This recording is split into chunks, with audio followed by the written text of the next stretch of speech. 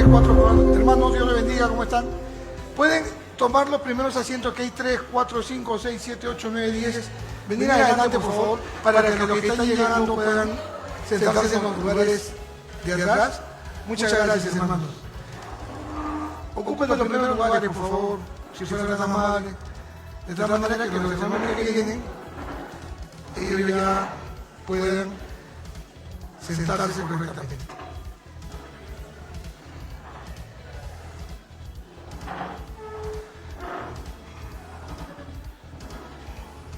Qué bueno verlos, hermanos, después de tiempo.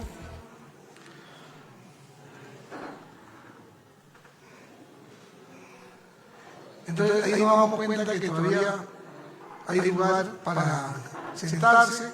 Entonces los que vienen ya pueden sentarse tranquilamente, ¿ves? Muy bien.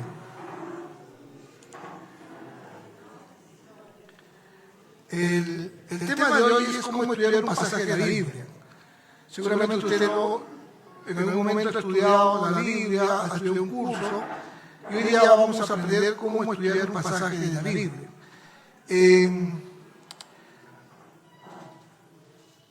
Sin embargo, hay que entender, mi hermano, que el día de ayer o anteayer envié un mensaje por WhatsApp al de la Alianza de Caima y Naguara y les pedí que trajeran cuaderno y lapicero. Muy bien, hermana Ruth, una nomás de 2, 3, muy bien, muy bien. Ahora, si ustedes quieren las diapositivas, también las estamos enviando a Caima y Naguara, porque esta prédica es como si fuera una clase bíblica. Entonces, no solamente usted va a escuchar, sino que usted va a entender cómo hacer un estudio de un pasaje bíblico. Y eso le va a ayudar a usted. Quizá usted tiene un método de estudio, ¿no? O lee la Biblia nada más y no la estudia. Entonces, hay que entender que tenemos que estudiar la Biblia. Recuerden a los discípulos de Berea, cuando Pablo enseñaba, ellos escuchaban y luego verificaban en las Escrituras si era cierto lo que decía Pablo. Si era cierto o no, revisaban las Escrituras. O sea, no se quedaban contentos con lo que Pablo les decía. Y eso es lo que tenemos que hacer nosotros en estos tiempos. Ser los discípulos de Berea, ¿no? Verificar que lo que ha predicado el pastor es cierto o no es cierto. Y cómo lo está interpretando y cómo lo va a aplicar en su vida, ¿no? Vamos a leer, mi hermano, en Esdras, capítulo 7, verso 10, hermana Nicole, la siguiente diapositiva, por favor. Esdras, capítulo 7, verso 10, lo siguiente. Porque Esdras había preparado su corazón para inquirir, observación, la ley de Jehová y para cumplirla, aplicación, y para enseñar, interpretación, en Israel sus estatutos y decretos. Permítenos orar, hermano. Gracias, Padre, por traernos a tu casa. Permítenos, Señor, no solo ser oidores, sino hacedores de tu palabra, Señor. Tu palabra es viva y eficaz. Usted le dijo a sus discípulos, cuando no permanecieron orando, el espíritu de la verdad está dispuesto, pero la carne es débil. Y mientras más vivamos en la carne, en nuestra naturaleza humana, Señor, vamos a rechazar tus enseñanzas y vivirlas conforme a tu voluntad. Permítanos vivir en el espíritu, colocando lo espiritual en lo espiritual, entendiendo, abriendo nuestro entendimiento para conocerte cada día más y honrarte con todo el corazón. En Jesucristo nuestro Señor. Amén. Mi hermano, entonces este tema lo hemos estado llevando durante las siguientes prédicas anteriores. Hemos hablado de cómo la Biblia nos transforma, ¿no? Cómo cambia nuestra vida. Ahora, cuando yo les esté escribiendo aquí, usted dirá, pero está bien, pastor, yo le doy, háganme entender. Esdras recuerda que era un escriba. ¿Quién era un escriba que transcribía la Biblia, ¿no? En hebreo? O sea, en ese tiempo no había fotocopiadoras, en ese tiempo no había imprentas, y ellos eran los que transcribían. Y cuando él está transcribiendo, es importante entender que el pueblo estaba regresando del cautiverio, de ser esclavos, 70 años en Babilonia, regresan a Judá, a Jerusalén. Y entonces, ¿cómo avivar un pueblo que estaba desanimado, que era esclavo, que no tenía las ruinas del templo, los muros de la ciudad estaban derribadas porque Nabucodonosor había arrasado con todo? ¿Cómo animarlos? El Señor le dice, porque Esdras había preparado su corazón para indagar, para inquirir, para investigar. Estaba observando el texto, la ley de Jehová, y para cumplirla, aplicando, viviendo lo que dice, y para enseñar. Para enseñar yo tengo que tener una buena interpretación. ¿A quién? Al pueblo de Dios, Israel, sus estatutos y decretos. Entonces, lo primero que vamos a entender aquí, porque el método inductivo, mi hermano, la siguiente diapositiva nos va a enseñar que tú puedes tener método de estudio. El método deductivo es que tú agarras un comentario bíblico o vas a la inteligencia artificial y tú preguntas, Esdras 7:10, explícame, y te va a explicar, y vas a tener un concepto. Pero vete tú a la misma Biblia.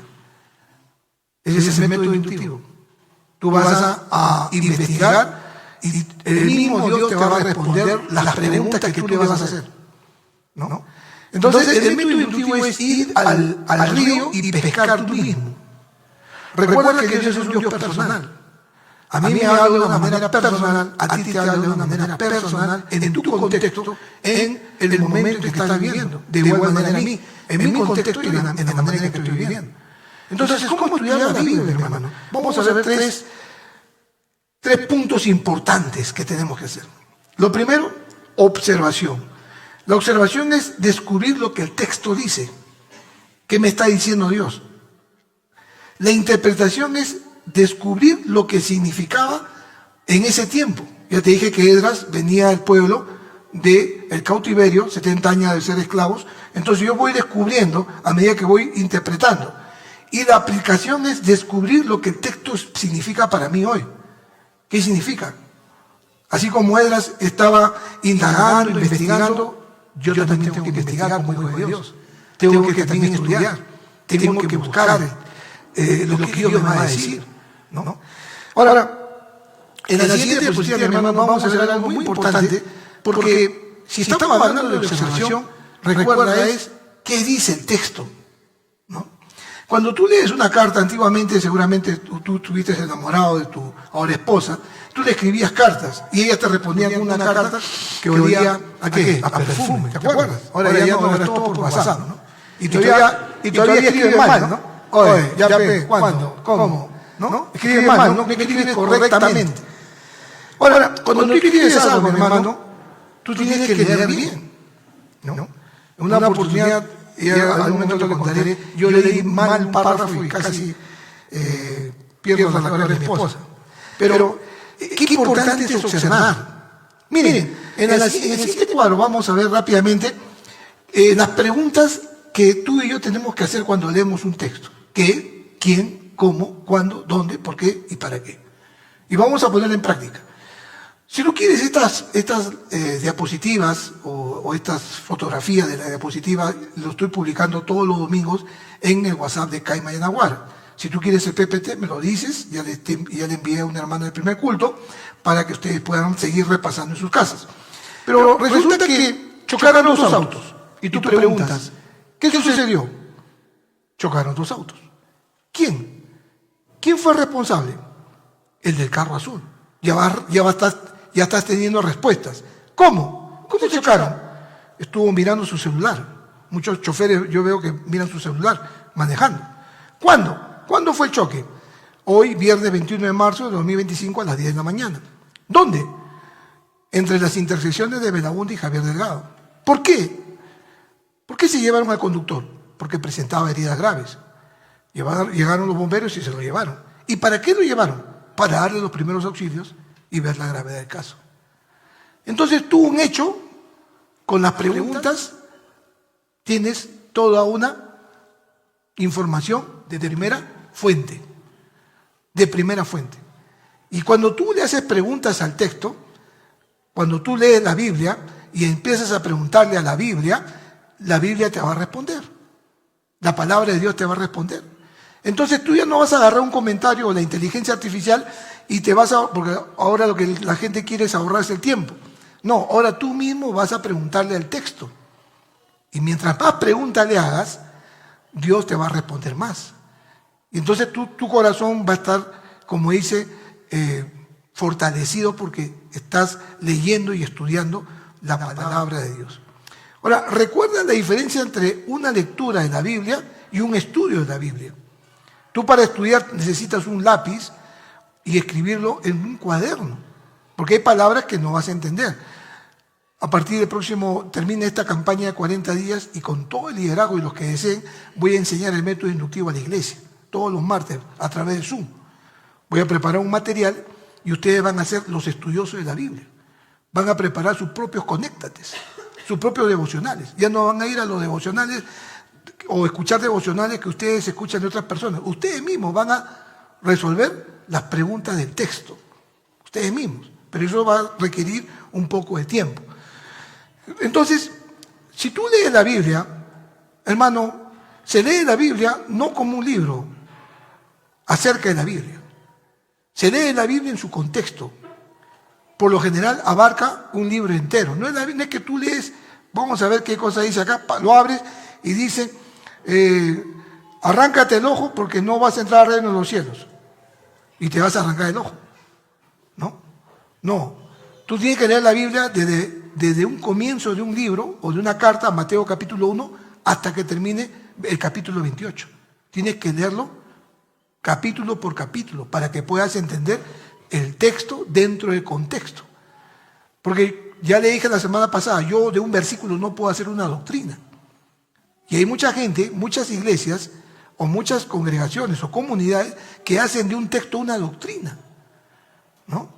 Y no lo quiero confundir en esta mañana, pero hay que tener cuidado. Recuerda que mientras más leas la Biblia, tu entendimiento va a tener más claridad de lo que Dios quiere. Pero también tienes que leer la Biblia sin prejuicios subjetivos. Porque si tú vienes formado de una doctrina y tú lees la Biblia y dices, no, así no es, porque a mí me enseñaron que Dios no es tres personas, es una persona, que no solamente es el libro de la Biblia, sino hay otro libro a que tenemos que hacerle caso, ya viene con prejuicios subjetivos. Y para que tu entendimiento se abra, tú tienes que leer la Biblia sin prejuicios subjetivos. Ahora, también se lee la Biblia con la mirada puesta en Dios. El Espíritu Santo es el maestro y una actitud reverente y humilde es necesaria si hemos de entender su palabra. Tienes que leer y releer la Biblia. No es una lectura casual, sino un estudio disciplinado que requiere una seria diligencia en la observación del texto bíblico. Yo tenía a mi maestro, que en estos momentos está en la presencia de Dios, que me decía, cuando prediques, lee por lo menos 15 veces el texto dentro del contexto. 15 veces, por lo menos. Y cada vez que tú leas, vas a observar el sujeto, el predicado, el adjetivo, el verbo, el pronombre, la conjunción, y eso vas a notar. Y eso es lo que vamos a hacer ahorita. Miren, vamos a agarrar un texto bíblico que está en Filipenses, capítulo 2, verso 19 al 30. Y vamos a ver ahí, vamos a hacer la observación versículo por versículo. Ahí está. Pablo le escribe a los filipenses y le dice, espero en el Señor Jesús enviaros pronto a Timoteo. Ahora yo le voy a hacer una pregunta. ¿Quién espera? ¿Escucharon o no? Por eso dije, traigan su libro, su cuaderno y su lapicero. ¿Quién espera? El apóstol Pablo. ¿Y a quién va a enviar? A Timoteo. ¿Te das cuenta? Yo le estoy haciendo preguntas al texto y el texto me está respondiendo. Yo no estoy interpretando como yo quiero, solo estoy observando. Segundo, verso 19, para que yo también esté de buen ánimo al tener noticias vuestras. ¿Qué deseaba tener el apóstol Pablo? Buen ánimo. ¿Por qué? Porque estaba preso. ¿No? Estaba preso. Verso 20. Porque no tengo a ningún otro que comparta mis sentimientos y que tan sinceramente se interese por vosotros. ¿Quién prestaba interés por los hermanos en la iglesia de Filipos? No dice, no tengo ningún otro hermano que comparta mis sentimientos. No hay. Y que tan sinceramente se interese por ustedes. ¿Se dan cuenta? Si yo pregunto eso, ¿alguien se interesa por la iglesia en Caima y en Aguara? ¿Te das cuenta? Ustedes responderían, ¿no? ¿No? Ahora, cuando tú le preguntas al texto, mi hermano, el mismo texto te va a responder. Verso 21. Pues todos buscan sus propios intereses y no los de Cristo Jesús. ¿Qué buscaban todos? Sus propios intereses y no los de Cristo Jesús. Pastor, haga un paréntesis, pero Filipo no era una iglesia pobre que lo apoyaba a Pablo, sí. Filipo no era una iglesia entregada al Señor, sí. Nosotros somos una iglesia, sí. Pero me interesa la vida del hermano o de la hermana, esa pregunta es personal, esa respuesta es personal. ¿Te das cuenta? Entonces, mi hermano, tenemos que entender que la Biblia nos está, en la observación, estamos aprendiendo qué es lo que está sucediendo en ese contexto. Verso 22. Pero ya conocéis los méritos de él, que como hijo a padre ha servido conmigo en el Evangelio. ¿Cuál era el mérito de Timoteo?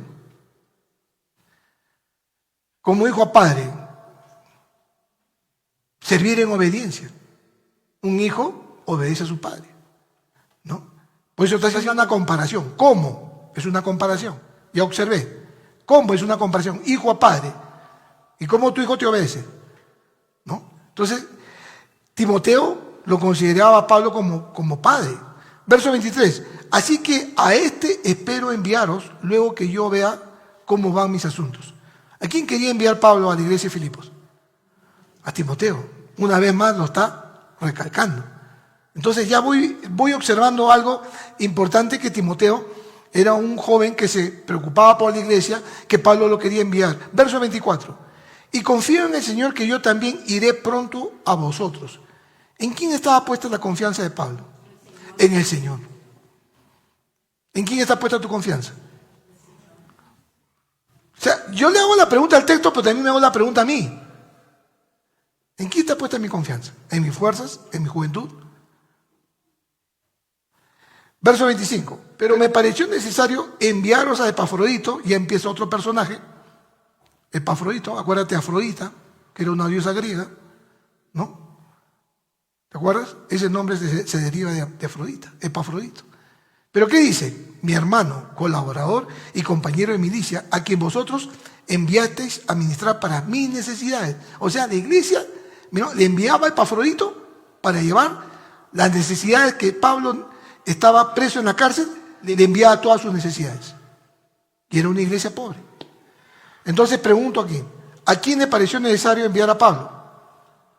A Epafrodito, mi hermano, colaborador y compañero de milicia.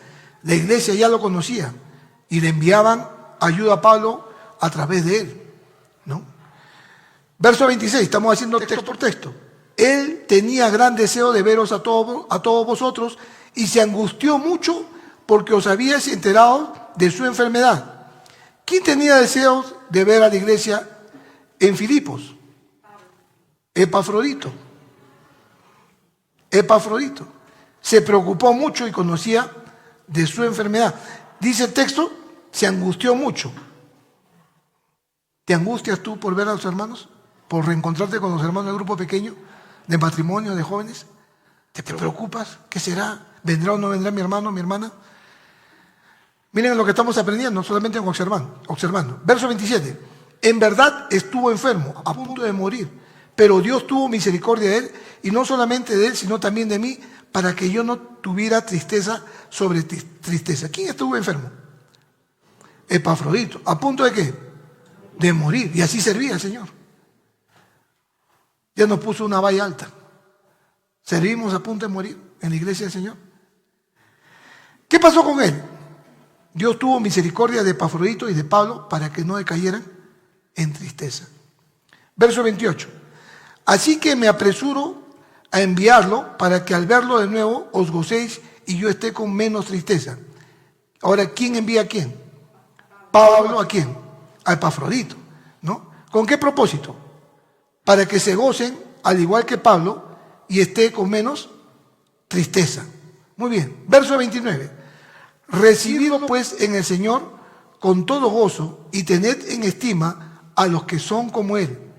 ¿Qué debían hacer la iglesia de Filipo? recibirlo en el Señor con todo gozo. ¿Y qué debía tener la iglesia de Filipos? Estima a los que son como Epafrodito, ¿no? Qué importante. Muy bien, seguimos, verso 30, y ahí terminamos. Porque por amor de Cristo estuvo próximo a la muerte, exponiendo su vida para suplir lo que os faltaba en vuestro servicio por mí. ¿Cuál era la razón para tenerle estima, consideración y respeto? Estuvo a borde de la muerte en su viaje, exponiendo su propia vida. Miren cómo este texto bíblico ahora nos va a hablar, hermanos. Ya lo hemos observado. Ya lo hemos observado. Y entonces yo observo aquí algo. La siguiente diapositiva. Que Pablo tiene la intención de enviar a 2 hombres a Filipos. Pero ¿eran cualquier hombre? Uno que viene cuando le da la gana, que estudia la Biblia y a veces sí, a veces no. Eran 2 grandes siervos, Timoteo y Epafrodito, que estaban a punto de morir por la iglesia del Señor. Que se preocupaban por los hermanos. Por eso Pablo decía, ¿hay alguno? Cuando uno lee el texto, mi hermano, Dios, como dice, personalmente me corrige a mí. Imagínate si a mí me corrige, ¿cómo nos estará corrigiendo a cada uno de nosotros? En solo esta observación vemos 2 cosas. Espero en el Señor Jesús enviarle pronto a Timoteo. ¿Que no había otro más? Si yo quiero enviar a la iglesia que hemos abierto en Camaná, ¿a quién enviaría?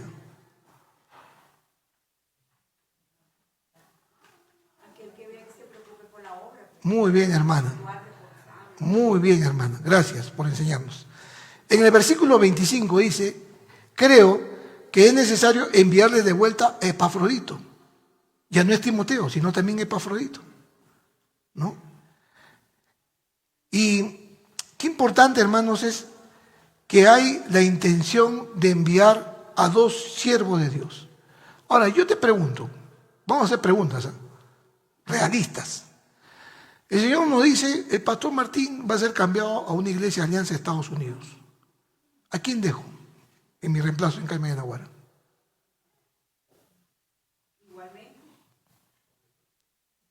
¿Te das cuenta? A un hombre que se ha fajado y que ha servido al Señor con todo el corazón, que se preocupa por la iglesia, que está pendiente. ¿Te das cuenta que Pablo no dejó a nadie o no envió a nadie, sino a hombres con características personales? Esa es la primera observación. La segunda observación es, observo que Pablo lo ratifica como modelo de conducta que merecen honor. Miren lo que dice en el verso 20, no tengo a nadie más que como él. ¿Habían muchos? Habían pocos, ¿no? Habían pocos. Renato, ¿cuánto fuimos ayer a caminar? 4. Ahora, ¿es para mi bien? No, es para el bien de todos. Caminar es salud. Es salud. Aún en lo físico me preocupo por la iglesia, ¿no? Hoy día hemos tomado un buen desayuno, gracias a la hermana Jenny. ¿Está por acá? Ahí está, ¿no? Un buen desayuno, un cafecito bien pasadito con su sanguchito. Pero nos preocupamos. Algunos de ustedes vienen sin desayuno, ya tiene un desayuno. Quiere tomarse un refrigerio, al final del culto se lo toma, ¿no? Pero mi hermano, ¿qué más? Lo segundo, dice el texto, dice, recíbanlo en el Señor con toda alegría y honren a los que son como Él. ¿Cómo tenemos que recibir a estos siervos? En el Señor. Es como si estuviera recibiendo al mismo Señor Jesucristo. ¿Y qué más dice? Con toda alegría y honren a los que son como Él. Hombres de honor, mujeres de honor. ¿Has honrado alguna vez a un hermano de la iglesia? ¿Lo has honrado? ¿Lo has respetado? Hermano, reconozco tu labor, tu perseverancia. Estás sirviendo con todo el corazón. Estás viniendo temprano. Tú eres un ejemplo para mí. Tú eres el puntal que yo necesito. Eres mi padre, me das buenos consejos. Eres mi madre, estás pendiente de mí, me escribes, me mandas un mensaje, me llamas por teléfono, me animas. Estás pendiente de mí. Yo quiero honrarte, te voy a invitar un cuarto de pollo. ¿Te das cuenta, hermanos? ¿Cómo debemos honrar a otros? Oye, gracias, David. Ayer me honraste, ¿sabes? Gracias, hermana. Pero, hermanos, miren cómo debemos honrarnos. En cuanto a honra, honrémonos unos a otros, dice la Biblia. Pero otra observación más. Observo cómo son estos hombres. ¿Por qué son tan especiales? ¿Por qué son dignos de honor? ¿Por qué merecen ser alabados? Nos hacemos esta pregunta y leo a través del pasaje una y otra vez que Pablo dice 5 cosas acerca de estos hombres. Quiero que prestes atención, mujeres, porque acá vamos a agarrar carne. Tú que estás enamorada, estás buscando un novio, o que tu esposo o tu esposa. En el verso 20 dice acerca de Timoteo que él se preocupa de veras por el bienestar de ustedes. ¿Se preocupa por ti? ¿Por tu bienestar? Hombres, preocupémonos por el bienestar de la familia, de la iglesia, de ella, aunque es más padre.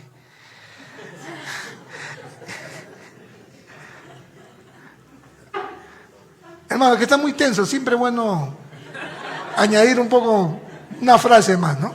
Están muy tensos. En el versículo 22 dice, conoce bien la entereza de carácter. O sea, lo que está expresando es madurez. Estábamos hablando en la clase anterior qué cosa es un inmaduro. Cuando tú agarras una pera que no está madura, ¿cómo está? Dura, no se puede comer. Es inmaduro. Ahora, cuando uno es inmaduro, no quiero ir a la iglesia, no quiero estudiar. No, anda tú. No, ¿por qué? No. Todavía no es madura. No, yo soy así, nadie me va a cambiar. Todavía no madura. Pero cuando uno es maduro, hermano, está con el corazón siempre abierto. Quiero aprender más. Quiero aprender más de Dios. ¿No? Pero miren el verso 25, mi hermano, dice acerca de Epafrodito, es mi hermano, colaborador y compañero de lucha. Ahora, ¿qué te viene a la memoria estos términos? Mi hermano. ¿Qué te viene a la memoria cuando dice mi hermano? Mi hermana, mi hermano. Que somos una familia. ¿Y yo le voy a hacer daño a mi hermano? ¿Le voy a hacer daño a mi hermana? ¿Voy a sacar ventaja? No puede. Porque mi hermano, cuando nos institucionalizamos, dejamos esa familia, esa hermandad que debe existir siempre en la iglesia del Señor. Todos somos hermanos, somos coherederos con Cristo Jesús. Somos hermanos en Cristo. Somos una familia. ¿Pero qué más? Colaborador. ¿Quién colabora? A llevar los muebles, el televisor, el equipo. Vienen a las 7:30 temprano a dejar todo las hermanas anfitrionas. ¿Por qué no le damos un aplauso a las hermanas anfitrionas? Gracias.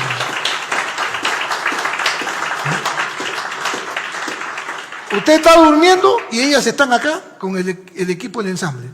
Están afinando todo, ¿no? Usted se levanta a las 10 de la mañana y ellas siguen acá. Usted se va a las 2:30 y ellos siguen acá. Hay que honrar a los que honran. A los que se merecen honra hay que honrarlos, ¿no? Pero mi hermano, algo más, colaborador y compañero de lucha. Conoce cómo estamos luchando. Compañero de milicia, dice otro texto. Conoce cómo estamos luchando, cómo nos estamos aclimatando, cómo estamos sufriendo, ¿no? El servir no es fácil. El servir, tú tienes que servir a los demás, desprenderte, dejar de ser egoísta, porque estás sirviendo a los demás, ¿no? Pero algo más, en el verso 27-30 dice, estuvo a punto de morir por la obra de Cristo, arriesgando su propia vida. Y yo te pregunto, ¿te da una fiebre y ya no vienes a la iglesia? ¿O te duele la cabeza o el pie y ya no vienes a la iglesia? Seguramente usted me mirará acá, pero tengo un dolor en el pie jugando fulbito. Hace una semana, hermano. Toda la mañana me puse el hielo y nada. Ayer caminé, me puse hielo y sigue el dolor. Mañana tengo que ir ya al médico para que me vea. Pero, mi hermano, qué importante. Mire cómo estamos aprendiendo, solamente observando. Ahora vamos a la interpretación. ¿Qué significa? Lo segundo, ¿qué significa el texto ahora para mí? Tenemos en la primera característica, un hombre de Dios es cuidadoso. Miren el texto, que tan sinceramente se interese por vosotros. Entonces, un hombre de Dios está cuidando, no es egoísta, está atento, ¿no? Mi hermano, para identificar a un hombre egoísta, tiene que tener cuidado, porque puede ser demasiado tarde, ¿no?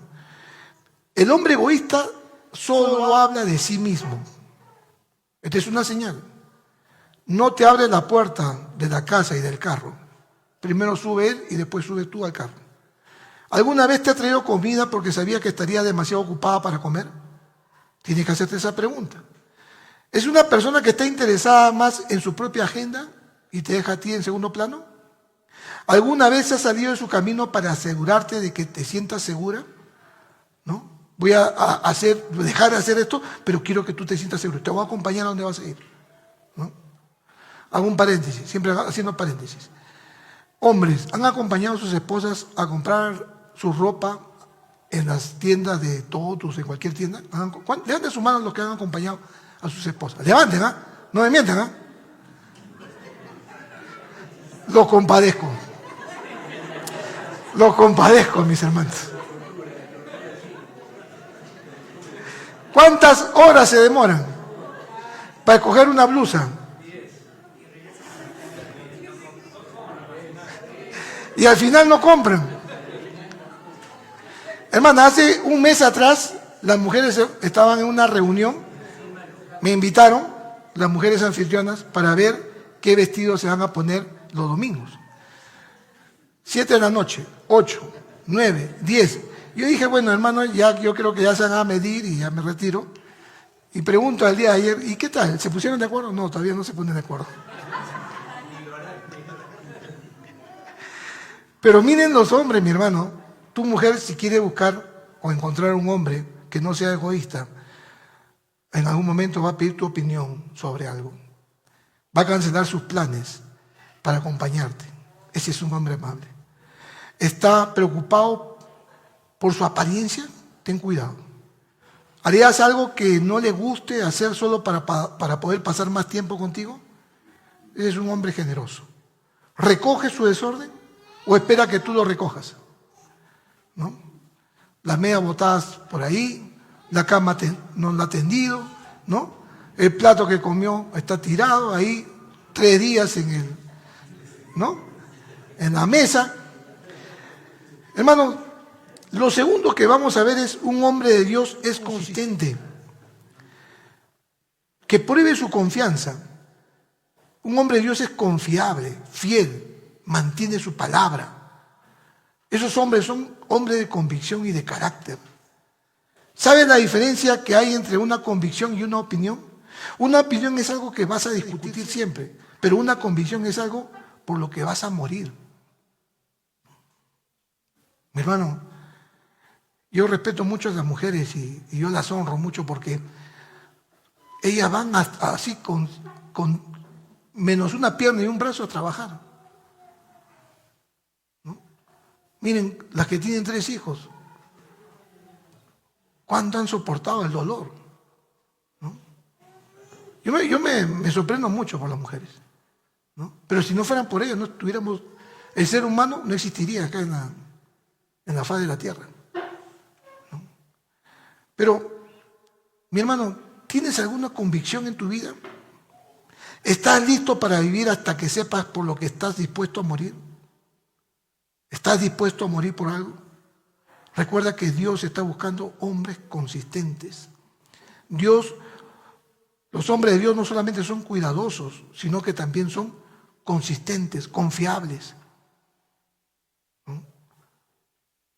Hermano, la iglesia del Señor, así nomás a cualquiera, no le van a entregar una iglesia, ¿no? Y no es porque seamos especiales, sino porque en el tiempo hemos estado por diversas pruebas.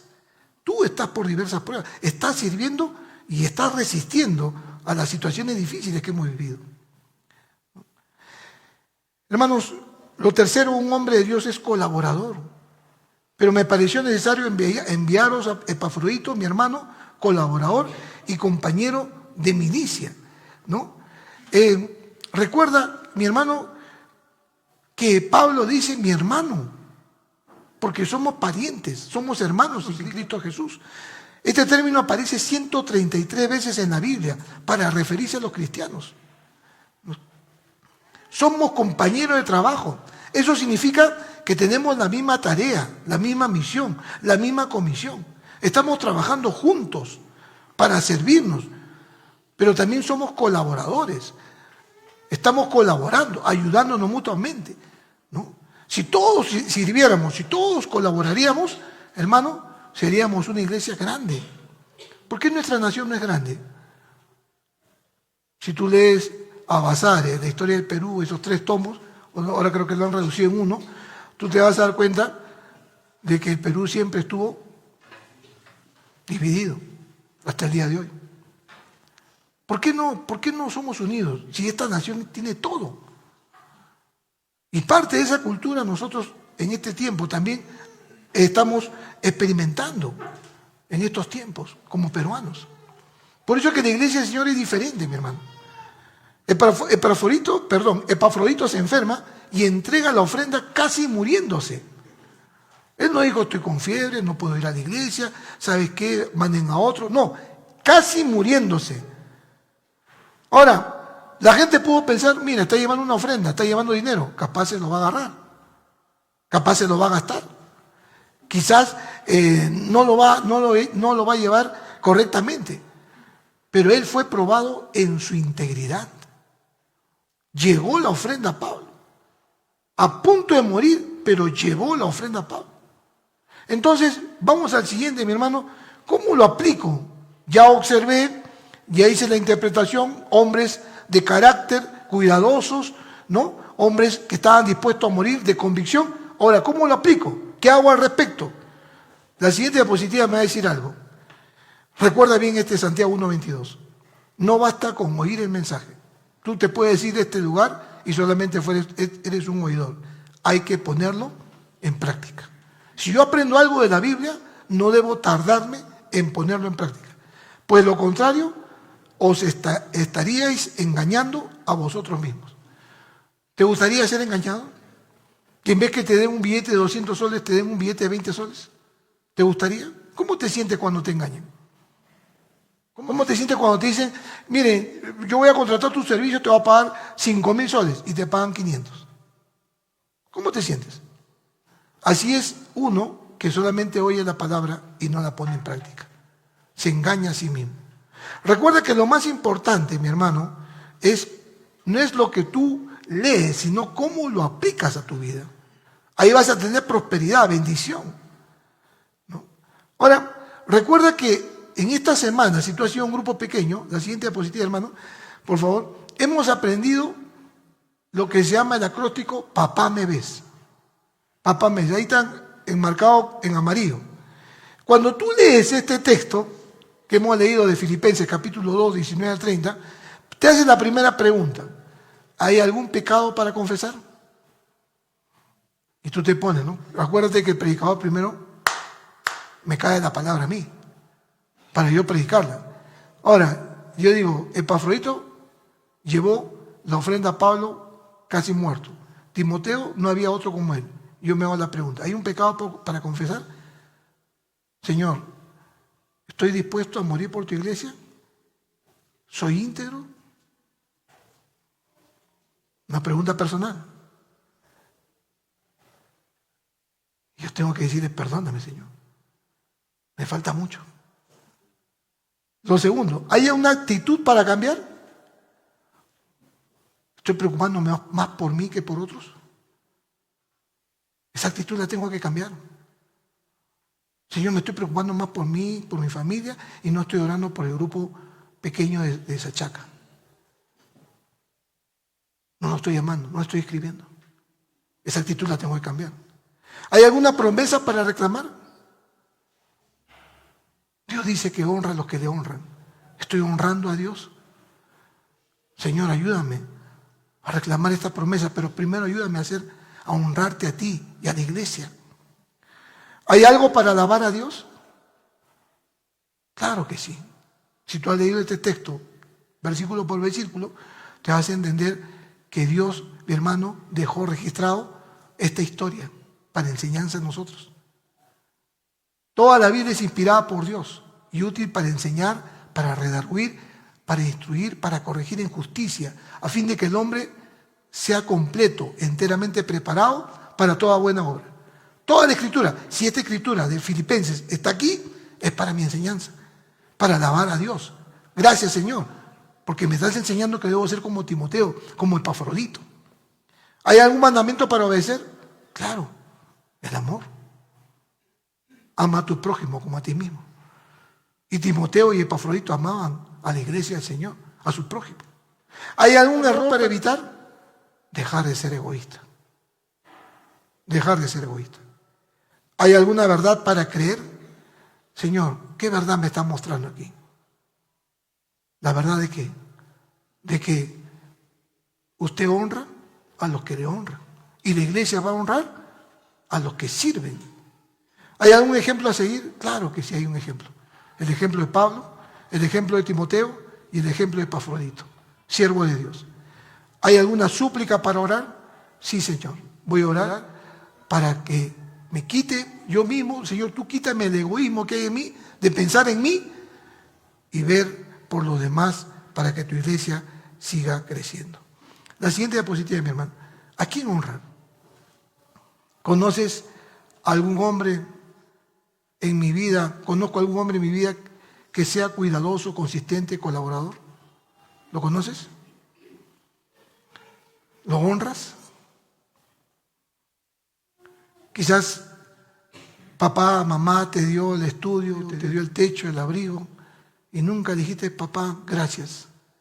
Quiero honrarte, papá. Hija, gracias por preocuparte por mí. Te preocupas por mí, por mi medicina. Estás pendiente de mí. Gracias, hija. Yo quiero honrarte. Quiero darte un pequeño presente. Esposa, gracias porque siempre me cuidas. Estás preparándome la alimentación. Me cuida, me protege. Cuando estoy enfermo, ahí estás siempre perenne. Cuando los hijos están enfermos, estás con ellos. Quiero honrarte yo, ¿no? Entonces, ¿qué vas a hacer para honrarlo? ¿Te das cuenta que ahora lo estoy aplicando a mi vida? ¿Qué cualidades debo trabajar en mi vida? ¿En cuál de estas cualidades voy a trabajar en mi vida? Si no soy colaborador, voy a ser colaborador. Si no soy hermano, todavía me distancio con el grupo, yo todavía vivo mi cristianismo solo, voy a ser hermano, voy a ser amigo. Si todavía yo no sufro lo que es servir, voy a servir, voy a ser compañero en milicia, voy a entender a mi hermano, a mi hermana, lo que es levantarse temprano y venir 7:30 para servir al Señor. Un compañero en milicia. Me voy a encargar del grupo pequeño. Voy a llamar, voy a animar, voy a ser valiente y cuidadoso. Ser un colaborador. Y la tercera aplicación, ¿qué debo cambiar? ¿Conozco la misión de la iglesia? Si no conoces la misión de la iglesia, mi hermano, todos los domingos vamos a venir aquí y nos vamos a ir contentos y felices. Porque no conozco la misión. Y la segunda pregunta, ¿conoces la visión de la iglesia? ¿Hacia dónde estamos yendo? La iglesia, acuérdate que es la familia de Dios. Somos hermanos unos con los otros. Pero ¿hacia dónde estamos yendo? ¿Hacia dónde nos estamos dirigiendo? Si eres parte de la familia de Dios, nuestro deseo es que juntos podamos hacer mejores todas las cosas que Dios nos está mandando en este tiempo. Tendremos que adorar y amar al Rey de Reyes y Señor de Señores. Tengo que dar el ejemplo a los que vienen atrás, a mi familia, a mis hijos, quizás a mis padres. Tengo que ser ejemplo, porque eso es lo que Dios demanda de cada uno de nosotros. Timoteo y Epafrodito eran dos siervos de Dios, que Dios no conocía a otro. Y están sus nombres registrados en esta carta de Filipos. Concluimos, mi hermano. ¿Cómo estudiar un pasaje de la Biblia? Hemos visto observación, descubra lo que el texto dice, interpretación, qué significa, y la aplicación, qué haré al respecto. ¿Qué voy a hacer al respecto? Voy a ponerla en práctica, le voy a decir al Señor que me ayude a ponerla en práctica y entonces voy a entender lo que es la voluntad de Dios, buena, agradable y perfecta. Si no, siempre voy a preguntarle a Dios, ¿cuál es tu voluntad en mi vida, Señor? Y Dios te está hablando su voluntad. Sé como Epafrodito y Timoteo. Deja tu egoísmo. Sé colaborador. Sé un servidor. Sé un hermano. Sé un compañero en milicia. Ten cualidades. Sé consistente. Sé consecuente. Sé firme en lo que tú decides hacer cada día de tu vida. Vamos a orar, mis hermanos.